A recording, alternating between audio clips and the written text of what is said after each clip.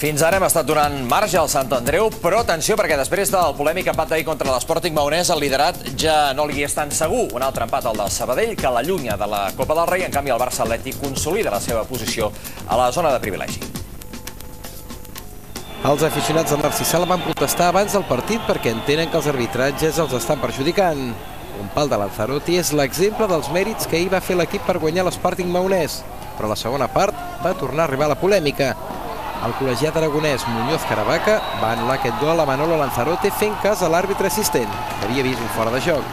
En l'acció alentida no es pot comprovar, perquè el davanter queda fora d'imatge en el moment de la passada. Però alguns àrbitres veuen més bé el que passa lluny d'ells que allò que succeeix davant dels seus nassos. Durant la segona part, l'equip quatribarrat va reclamar un penal a Queco i un altre sobre Marcos. En un partit de clar domini local, Francesc Fullana va aprofitar la primera arribada en perill dels visitants per marcar el 0-1. Mayor va empatar, però el Sant Andreu fa 5 partits que no guanya. Ontinyent s'ha acostat a 3 punts i el Barça Atlètic a 5.